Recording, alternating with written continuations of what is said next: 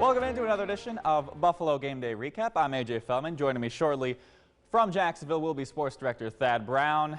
You know what, guys? I don't think anyone saw this one coming. The high-flying Buffalo Bills, home to the top-scoring offense in the NFL, goes into Jacksonville, fails to put up a touchdown against one of the worst teams in the NFL. They lose 9-6. A lot of questions in this one. We will try and give you our best answers that we possibly can.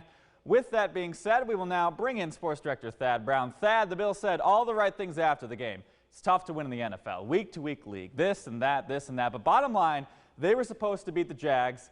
They did not. What went wrong from your view on the sidelines? Look, AJ, I always say this about the NFL. Whenever anything big happens, a big win, 30 points, a big upset, a big whatever it is, it's never just one thing. And that was the situation for the Bills in this game. Josh Allen had trouble making decisions. The interceptions, those were on him today, largely. Pressure was a big deal. The offensive line was terrible. I think the Jags came in with a pretty good game plan. Penalties were a problem. So it wasn't just one thing. It never is. But here's the one thing that this wasn't about. It wasn't about luck. This isn't about the Jags playing the game of their lifetime and having everything go their way or having 6 different bounces just happen to end up in Jacksonville players' hands. They flat out beat the Bills in this game. And this is after the Bills said after the game that Jordan Poyer, we thought we had a good week of practice. We thought we were prepared. Didn't turn out to be that way. You know, Josh Allen, again, he had the interceptions. He had the fumble late. Should have been 2, but it was only 1 fumble. Bills got a little fortunate there. And I think Josh Allen realized how big a part of this game those turnovers were. I mean, the Bills got humiliated, and Josh Allen was one of the big reasons. Credit to them. They came out, they wanted it more. You know, we had a lot of little things add up to big things. And I put the ball in danger too often, bit us in the butt, played like shit. Excuse my language. You got to come every day ready to play. This is not your football league. We understand that. Doesn't matter what the record indicates. We say that every week. I don't think we're ready to play today. It's a 1 week at a time league. You guys know that. We preach that. But give them the credit. They were ready to play, and we weren't. Had a good week of practice. Felt confident going into the game. You know, they came out real aggressive. You could tell from the start their game plan coming into the game. They were going to play physical, and they just beat us. And this one stings, but I'll tell you that this one makes the other games feel better. You know, having this pit in our stomach right now puts things into perspective. You know, Josh Allen is right about that, too. We probably, as media and fans who follow this team, should appreciate all the success the Bills have had the last year and a half, maybe a little more before this. Regardless, though, this was still a bad, potentially season-crippling loss if you talk about the Bills, you know, trying to end up with a 1 seed. You know, and this game, too, was a situation where the Bills didn't do enough of what they normally do, the things that you are used to seeing from the Bills. And really, the Jags should have won by a whole lot more. I mean, they were the team that dropped the touchdown in the end zone with Jamal Agnew. They were the team that missed 3 straight field goal tries from essentially the same spot. So the Bills might have lost by 3 points, but really it probably was more like a 10 or 15-point game. AJ, let's go back to you for your take of this one, the Bills and the Jags. Yeah, Then, and starting things off, I want to, call back to something you said at the end of last week's show, that this is what the Bills do. They beat their bad teams. They're really good at that. They didn't do that this week. So this just goes to show how bad of an uncharacteristic loss this was to Jacksonville. I think you said many great things, that there were a lot of things that went wrong, but the root of it was the offensive line on offense. Josh Allen, he got sacked multiple times in this game. I believe it was 4 times. And then later in the game, when eventually he did get some good pockets, he just started scrambling out on his own. He's done this before when he gets in trouble. And in this game, you couldn't really blame him too much. The pressure was just getting to him relentlessly. Eventually, call it seeing ghosts, call it whatever you want to see, but you start to invent pressure that doesn't exist, and it just screws up your offense. And this wasn't even a defensive front vaunted like the Steelers had in the similar game, similar issues in Week 1. Excuse me, Jacksonville, they entered today middle of the pack in pass rush win rate, 16th in the league according to NFL Next Gen Stats. Now, of course, 2 injuries on the offensive line, but it's not like they were missing Jonathan Ogden or anything like that. This is John Feliciano and Spencer Brown. No offense to those two players, but if those two guys being out of your lineup causes all of this chaos, that's a bad sign. The Bills didn't make any big free agent signings on the offensive line this offseason. They hoped that the continuity would fix some of their issues. They hoped maybe a rookie or two would fix some of those issues. That hadn't been the case. And you know, there weren't a ton of options in the free agent wire. People praised Brandon Beane for just retaining that offensive line. But if you just bring back what didn't work last year, you got to question where this goes moving forward. And this trade deadline already came and went. People speculated whether or not they would try and get an interior offensive lineman. That didn't work.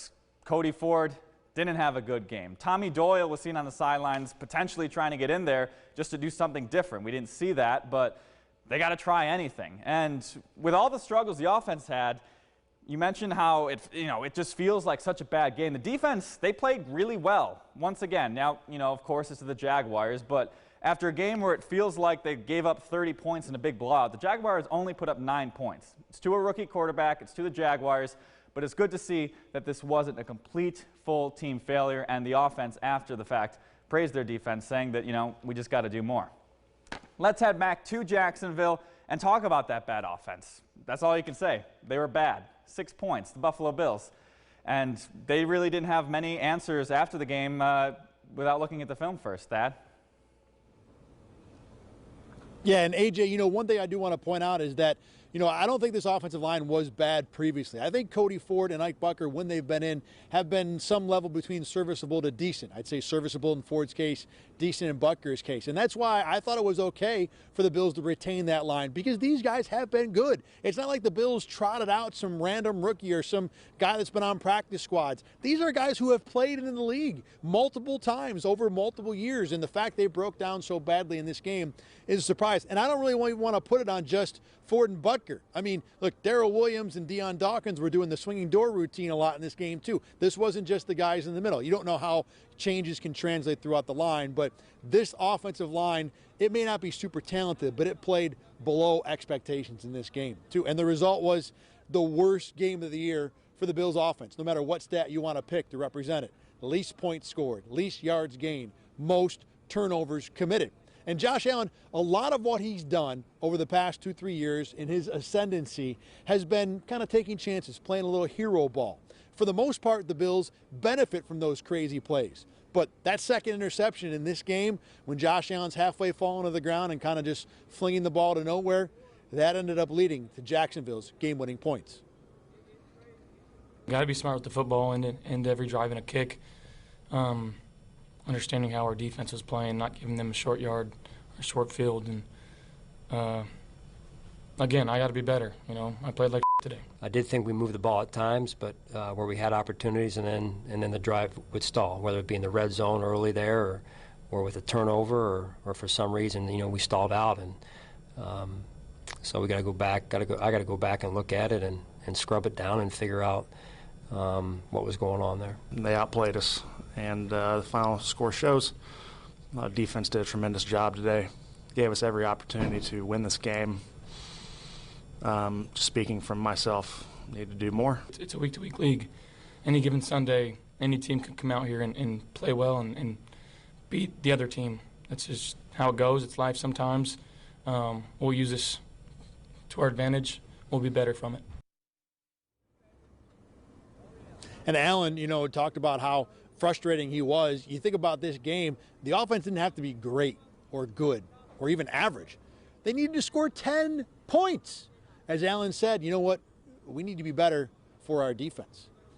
Before we completely glisten the defense in this game in gold, keep in mind the most important player who was hurt in this game was not a Buffalo Bill. It was running back James Robinson from the Jaguars, who was a legitimately talented top 10 back. AJ, let's take a look at some of the numbers from this game. Back to the studio and you. Yeah, Thad, they are not very pretty. Now, completion percentage-wise, not a terrible day for Josh Allen, 65%, but everything else, bad. 2 interceptions. He had the lost fumble. He got sacked 4 times. On the receiving front, a quiet day for Stephon Diggs. Now, he ends up with 85 yards, but he had just 3 targets heading into the fourth quarter. I think the Bills need to figure out a way to get him more involved. Even with all the additional coverage he gets, you just got to get the balls into your playmakers' hands. And Devin Singletary and Zach Moss, neither effective today. They combined for 9 carries and 22 yards. Zach Moss also left the game with a head injury, did not return. Now, for the Jaguars, nothing special from Trevor Lawrence. He did leave the game with an ankle injury and returned, but you got to give him credit. He did his job. He did not commit a turnover. Carlos Hyde, with James Robinson out, like you mentioned, ran for 67 yards on 21 carries, though he did cough up that fumble that was seemingly going to lead to some points. And Matthew Wright, the kicker for Jacksonville, he gave them their only points of the game, 3 for 4 on field goals, including a 55-yarder that we will talk about later. Now, one stat that I didn't mention just there, the penalties. The Bills committed 12 penalties for 118 yards. 5 of those were personal foul penalties. And you know it was so bad for them because Levi Wallace, he committed a taunting penalty on a play where the defense gave up a 4th down conversion. Now, you can say what you want about the officials. They got some numbers wrong to start the game. It wasn't the cleanest game for them. And you can argue about any numbers calls, like with any game. But the other thing to consider, the Bills expected this type of game called by the officiating crew, and they were still undisciplined. Way too many penalties, self-inflicted. Got to keep our poise. That was a crew that called taunting, I believe, more than any crew in the league, and we were aware of that, and we didn't execute. There's a lot of he said this, he said this, he pushed me first, depending on how the ref sees it. Obviously we got to be able to handle our emotions in situations like that in a football game. But sometimes they're aggressive penalties, sometimes they're not. We just got to be able to bounce back off of it. We're definitely in close ball games. We can't beat ourselves, and we can't point fingers at the refs or whatever it may be. We just got to play smart ball out there. Whatever the call is, whatever we think. In close games, we just got to play smart. Now, Thad, in any close game, there are a few key decisions that end up having a big impact on the game. Today, that was in the second quarter as Sean McDermott had a choice to make. Turns out he ended up choosing wrong. Yeah, AJ, the Jags were facing a 4th down after the Bills had stopped them on a 3rd down play, but the Jags were called for holding on the play. So Sean McDermott had a decision. Do you keep it 4th down on the Buffalo 37-yard line, which would have given Jacksonville an opportunity to try a 55-yard field goal, or do you accept the penalty, which clearly takes the Jags out of field goal range, but it would make it 3rd down. It would have been 3rd and 17, I believe. And it does bring up the possibility of a defensive hold, or theoretically, if Trevor Lawrence could complete a 17-yard play, the Jags could keep the drive alive that way and perhaps even go in for a touchdown. Sean McDermott elected to decline the penalty and give Jacksonville the opportunity to kick the 55-yard field goal that tied the game going into halftime. Here's what McDermott said about why he made that call. I think he only had a handful of attempts on the year, and he squeaked that one that Jay's referring to over the crossbar, so give him credit. But just, felt like defensively we weren't in a great rhythm right there, and we were off the field and felt pretty good about our chances on that field goal. And but that's one, could probably go either way, but obviously with the result, I'd like it back. It's kind of funny, too, because Sean McDermott was wrong in that situation by allowing the kick. That one went through. But then later on in the game, Matthew Wright, who is very inexperienced and very untrustworthy, proved McDermott's decision probably was the right call because he missed 3 in a row from the same spot, a shorter distance than 55 yards away. Just an example of how this one did not go the Bills' way. Now, look, going forward, I think the worry from this game is that this is not an aberration. You look back the last 2 or 3 games, Josh Allen in the offense hasn't looked super, hasn't been video game Madden-like numbers. Allen has looked unsure at times. He's going through lots of reads, lots of checkdowns. Remember that Chiefs game, the Bills made a living throwing the ball over the Chiefs' heads all day long. Well, since that Chiefs game, Buffalo has 1 pass play of 30 yards. The Bills aren't as good as any team would be when you have to drive the length of the field. And you throw in 3 turnovers today, and you can see how Buffalo can end up with only 6 points on offense no matter what team you're playing. And remember, this Jags team still is terrible. They're bad. They're not one of the teams you should be fearing in the NFL. So everybody else in the Bills' schedule, if I'm them, is going to look at what the Jags did today and what the Titans and the Dolphins did before them, because the Jags don't build this game plan all by themselves. This is built upon what they've seen succeed against the Bills before they met them today. But teams going forward now look at what the Jags did and think, you know what? The Jags did that? We actually have talent on our defense. Let's try this with our guys. And that's where the worry is with the Bills. The defense continues to play great, and I think it will continue to play great all year. For this to be the championship team that the Bills hope it to be, the offense has plenty of problems to fix. Does it mean the Bills can't go to the Super Bowl? No. It just means the Bills are like just about everybody else in the league. They have flaws. It's midseason. There's still 2 months left to make it work. I'll talk to you more about this over in the News 8 Facebook page coming up in about 2 seconds. But until then, live here at TIAA Bank Field in Jacksonville, I'm Thad Brown. AJ, back to you to wrap things up. Thad, thank you very much. Best of luck in your travels back here to Rochester. If anybody had seen Thad's Twitter feed over the weekend, you know that he needs all of the luck that he can get. Now, next week, the Bills will once again be heavy favorites, perhaps with a different result as they travel to East Rutherford to take on the New York Jets for their first matchup against their divisional rivals.